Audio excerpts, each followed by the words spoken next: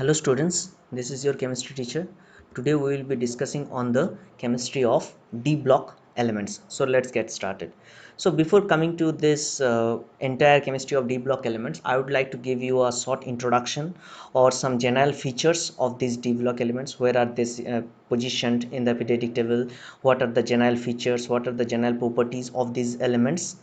Okay, so let's discuss one by one. So first of all, what is the exact position of the D block elements in the periodic table? Okay, now D block elements are present from in the group number 3 to group number 12. Okay, if let's just focus on this is group number 3 and this is group number 12. So group number 3 to group number 12, all these elements are D block elements. Okay, group number 3 to group number 12. Okay, all these elements are D block elements. Okay, and period wise it is positioned as period number 4 to period number 7. This is period 1, this is 2, this is 3, this is 4. So period number 4, period number 5, period number 6 and period number 7. So period number 4 to 7 and group number 3 to 12. This is the exact position of the D block elements in the periodic table. Now, what is the general electronic configuration of these D block elements? D block elements will have a general electronic configuration n minus 1 d 1 to 10 ns 1 to 2. Okay, that means in these elements electrons will be filled up in the inner shell d orbital, in the inner shell d orbital, or you can say it is a penultimate cell. It is called a penultimate cell. Inner shell d orbital, inner shell d is called penultimate cell d, penultimate cell d orbital.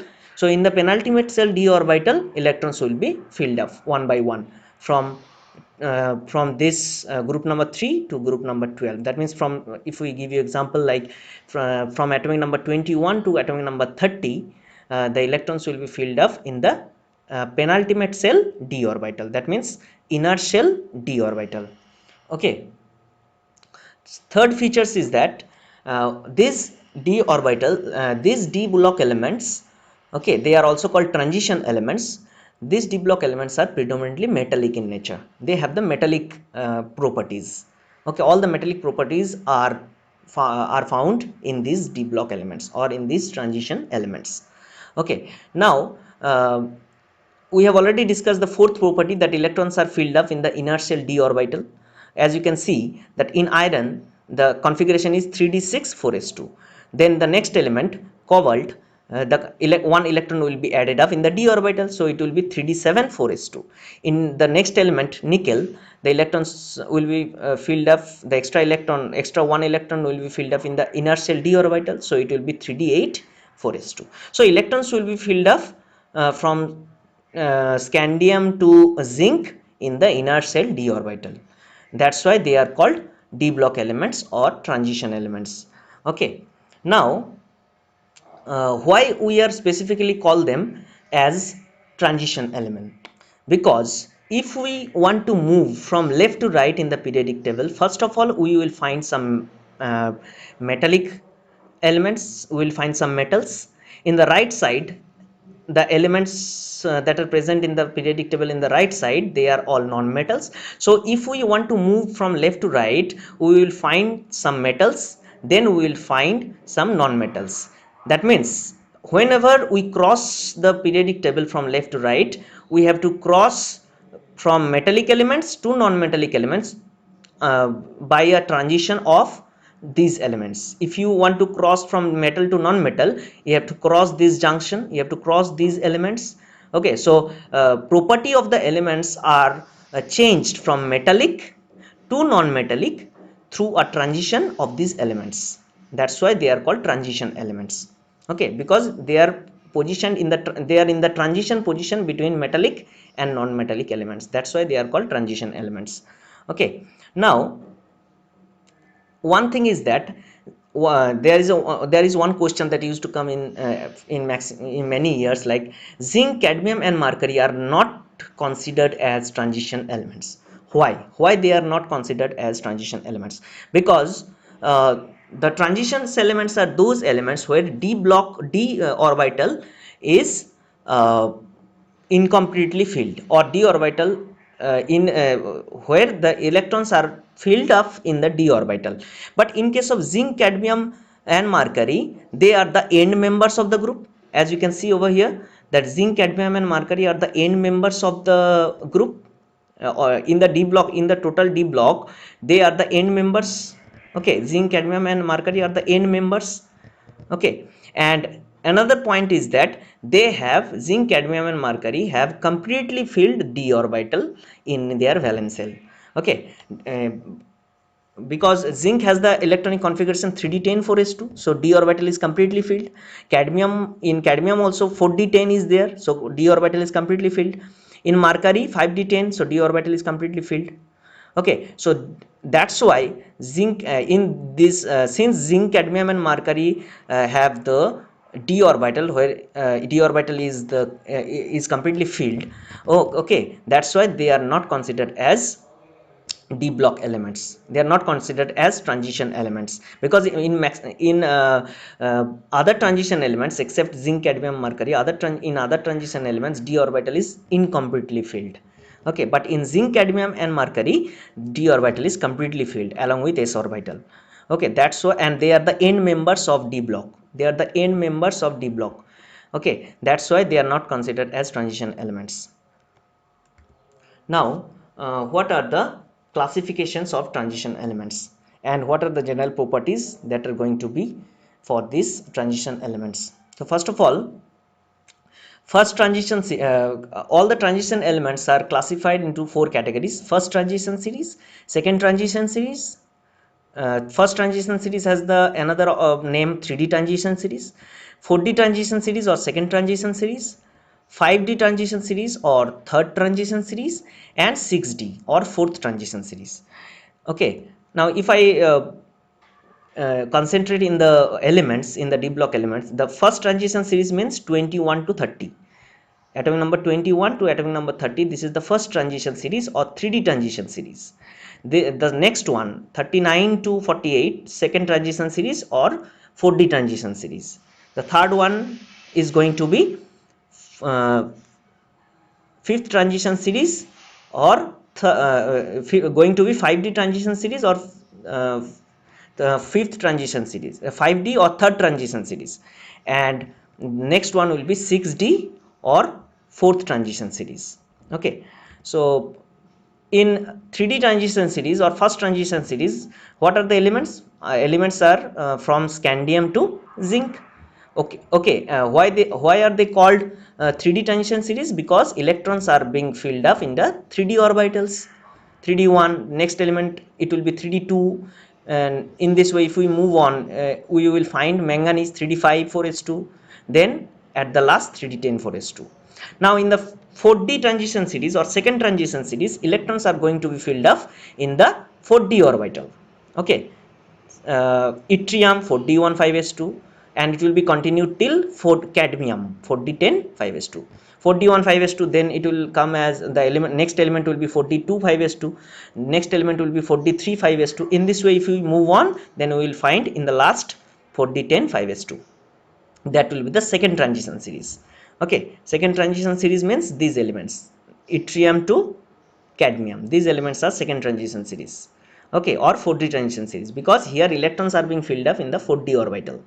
So similarly, 5D transition series or third transition series, that will be started from 57 lanthanum to mercury 80, where electrons are being filled up in the 5D orbital, 5d1 6s2, then it will be 5d2 6s2, then it will be 5d10 6s2, in the last it will be 5d10 6s2.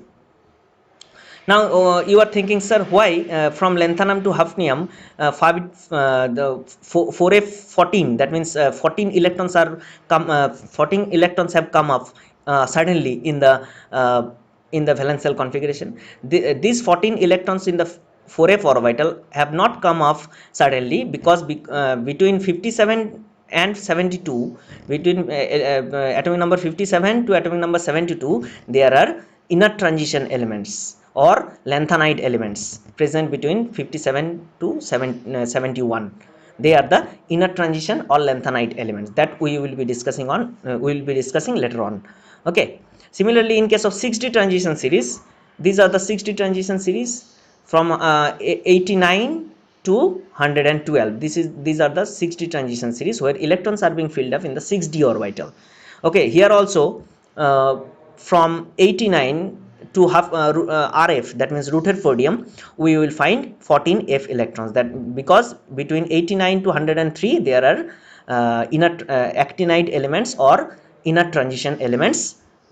They are called actinides element that are present between these two elements. Okay, and here in these elements electrons are being filled up in the d or 6D orbital. That's why 6D transition series or fourth transition series, and it will be end up in the 6D10 7s2. That means in the RF Rutherfordium it will be 6D10 7s2. So what are the general properties of transition elements?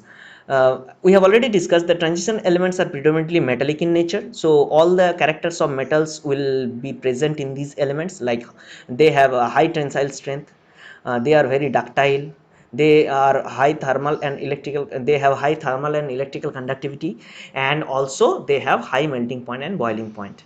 Okay, one thing is that in the D block elements there are many numbers of unpaired electrons present in the d orbital. Either it is present in 3D orbital, or it is present in 4D orbital, or 5D or 6D orbitals, but many unpaired electrons are present in the valence shell configurations of these d block elements. Okay, because you can see here that in scandium how many unpaired electrons are there? 1. In titanium 2 unpaired electrons, and number of unpaired maximum number of unpaired electrons is present in manganese. 5 unpaired electrons are there. Okay, and after manganese the d orbitals will be the electrons of the d orbitals will be started to paired up, and that's why number of unpaired electrons decreases after manganese.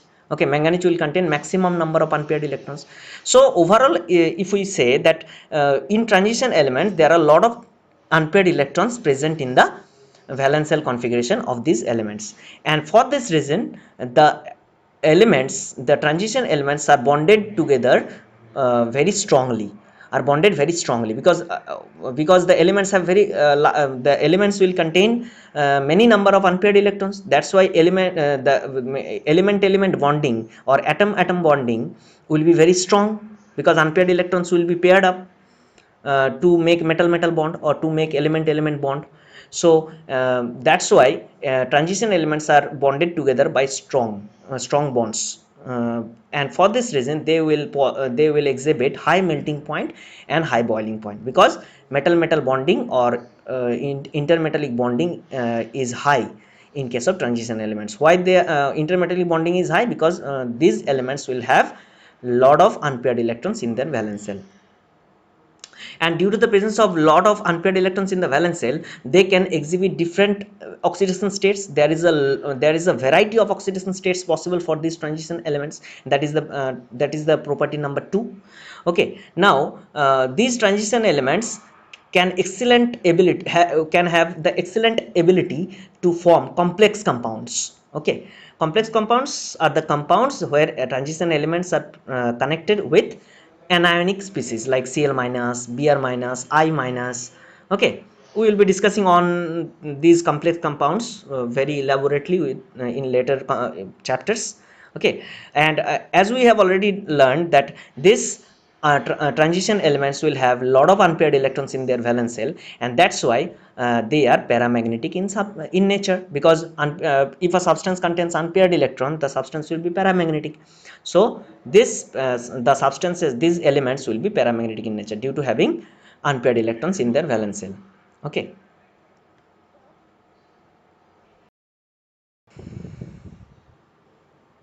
now let's discuss the variation of atomic radii for these transition elements.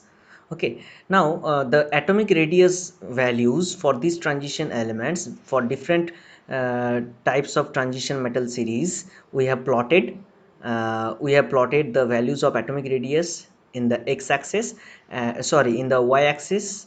We have plotted the atomic radius, and in the x-axis the elements are there. Okay, now as we are observing, this green line is for variation of atomic radius for 3D transition series or first transition series. So for the first transition series, as we move from scandium to chromium, we observe there is a regular decrease in atomic radius from scandium to chromium. Why is it happening? Because from scandium to chromium, atomic number is increasing, consequently nuclear positive charge is increasing, and nuclear attraction or nucleus attraction force is increasing, and that's why the atomic radius is decreasing. Okay, so from scandium to chromium there is a regular decrease in atomic radius, but from chromium to copper, uh, or from, you can say, manganese to copper, there is a very minute decrease in atomic radius observed from manganese to copper. Decrease of atomic radius is very less, or there is a very minute decrease of atomic radius is observed for these elements from manganese to copper. Why is it so? This is because from manganese to copper, electrons are being filled up in the d orbitals. There are a lot of electrons present from manganese to copper. There are a lot of electrons present in the d orbitals. As the electrons are being filled up in the d orbitals, as we know that d orbitals have very poor screening effect, and that's why the size of the atoms or the size of the elements will be decreased, but it will be decreased in a lesser extent. It will be decreased in a minute amount, because the d orbitals that are present from manganese to copper, the electrons are present in the d orbitals, right? Electrons are being filled up in the d orbitals in appreciable amount from manganese to copper, and as it is going on, it goes on increasing as the electrons are goes on filled up or goes on increasing in the d orbitals. The atomic radius will be decreased, but it will be decreased in a minute amount, because the d orbital has very poor screening effect. Okay, and that's why the size of the elements will be squeezed up, but to a little extent. Okay, that's why manganese to copper, the atomic radius decreases by little extent. But when we move from copper to zinc, there is an increase in atomic radius. As you can see in the picture also, there is an increase in atomic radius from copper to zinc. Why? Because in zinc, as we know, zinc has the electronic configuration 3d10 4s2. So in zinc, all the orbitals of the valence shell will be filled up, and for this reason there will be strong interelectronic repulsion. To avoid this interelectronic repulsion in the orbitals of d and s, the atomic radius will be expanded, or atom will be expanded to a little extent as we move from copper to zinc. Okay, because in zinc electrons are filled up in d and s orbital completely, and that's why there will be strong repulsion in zinc between the electrons, and that's why atomic radius will be increased, or atom will be expanded little bit, to avoid the interelectronic repulsion in d and s electrons in zinc. Okay, that's why from copper to zinc there is an increase in atomic radius. So this is all about the variation of atomic radius for 3D transition series. Now if we observe these blue and red lines, these are the atomic radius variation for 4D and 5D transition series. First of all, 3D in 4D and 5D transition elements, the atomic radius are going to be larger in comparison to 3D transition elements, because the graph is in the upward direction. 4D and 5D graphs are above the 3D graphs, because atomic radius are going to be increased from 3D to 4D to 5D. Why is it increasing? Because if I give you example like this is 3D transition series, this is 4D transition series, this is 5D transition series. So as we move from 3D to 4D to 5D, we are moving from top to bottom. That means from top to bottom atomic radius increases. That's why if we move from 3D to 4D to 5D, atomic radius is increasing. And the same type of trend is observed here also. From 3D to 4D to 5D, atomic radius is consequently increasing. Now the thing is, and 4D and 5D transition elements will have the similar type of variation of atomic radii as that of 3D transition elements, because the graphs that you are observing here, 4D and for 5D transition elements, they are the same type of graph like 3D transition elements. Okay, And another interesting thing that you must have to observe, this you must have to observe here, that is 4D and 5D transition elements will have almost the similar size, and this is because in 4D and 5D, d and f orbital, f electrons are present. In 4D, d electrons are present, d1 to d10. In 5D transition series, who are present? 5D electrons are present, along with f electrons are present. And as we know, d and f electrons will have the very poor screening effect, and that's why nuclear attractions will be increased, and that's why atoms will be squeezed, up, but atoms will be squeezed up due to strong in nuclear attraction. Atoms will be squeezed up by little extent, by minute amount. Okay, and that's why if we move from 4D to 5D, there is a almost similar type of atomic radius observed for the elements, because in 5D elements, in 5D transition series, there is f electrons present in the 5D transition series. Okay, there is f electrons present in the 5D transition series. F electrons are present. F electrons have poor screening effect. That's why atomic radius atomic radius should have been increased for 5D. For 4D to, from 4D to 5D, 5D in 5D atomic radius should have been increased, but due to the presence of f electrons, the and f electrons have the poor screening effect. That's why nuclear attractions will be very stronger, and that's why atoms will have the similar type of atomic radius in like 4D transition series.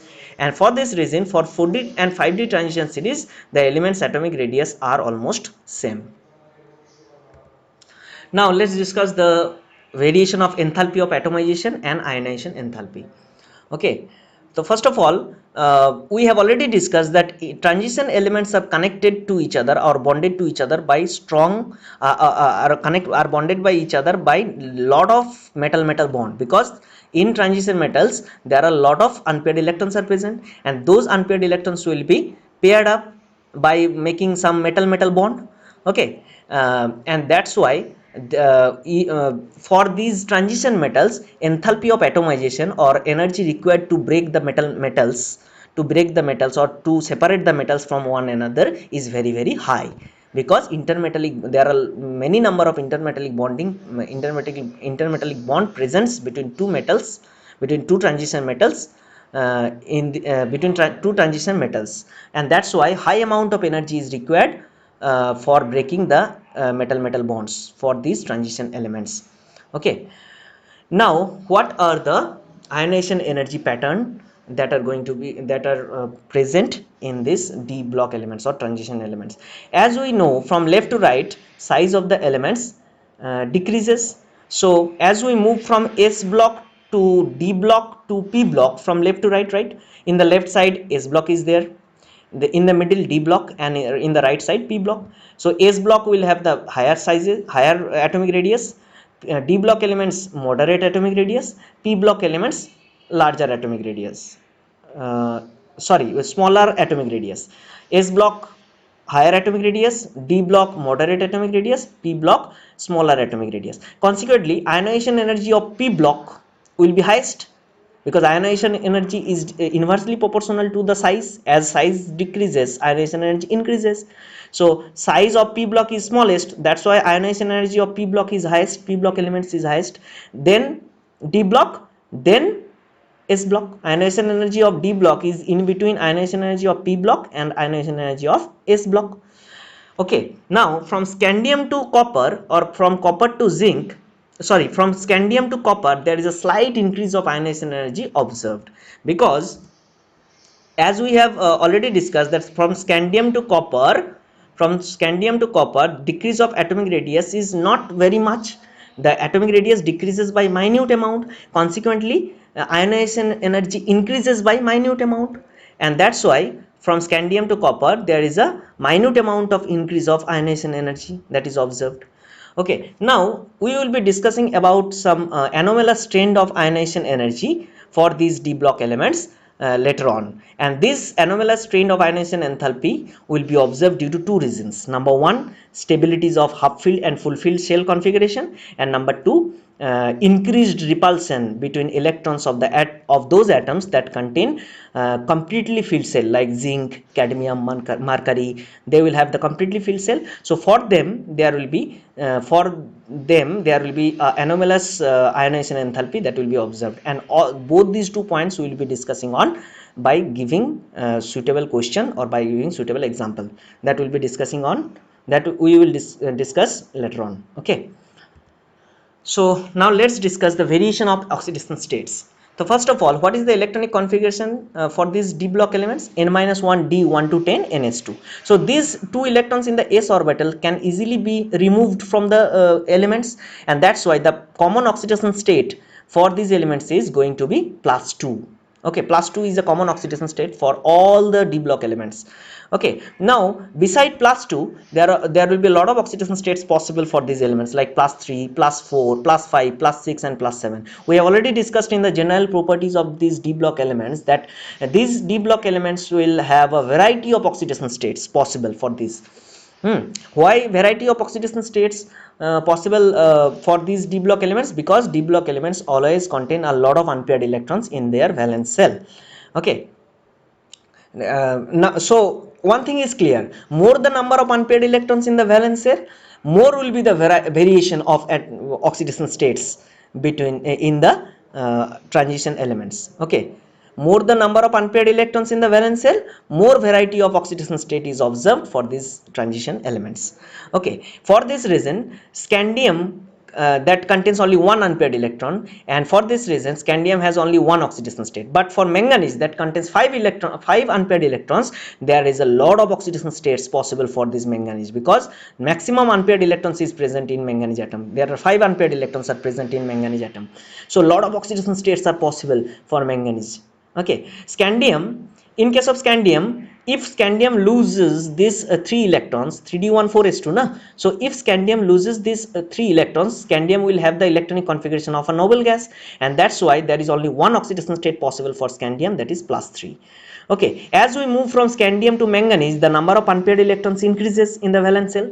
In manganese there are maximum number of unpaired electrons, that is 5, and that's why manganese can exhibit a variety of oxidation states in different compounds. Okay, because as manganese contains maximum number of unpaired electrons, manganese can lose the unpaired electrons in its according to its choice in different compounds, and forms different and exhibits different oxidation state, and that's why a lot of oxidation states are possible from manganese.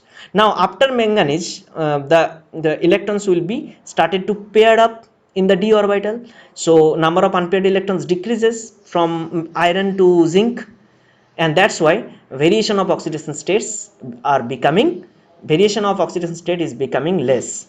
Okay, as we move from iron to copper. Okay, iron, these number of oxidation states are possible. Cobalt, these number of oxidation states are possible.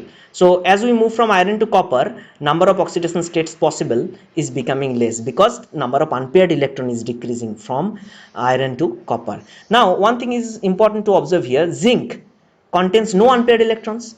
Okay, and that's why only one oxidation state is possible for zinc, and that is +2. That is the common oxidation state for transition elements. Okay, so one pattern is observed in the variation of oxidation states of transition elements, that in the end members of transition metal series, like scandium, titanium, copper, zinc, there is a very few oxidation states possible, but in the middle elements the number of oxidation states possible is highest. Okay, because in the middle element manganese there is maximum number of unpaired electrons present, and that's why a lot of oxidation states are possible for manganese.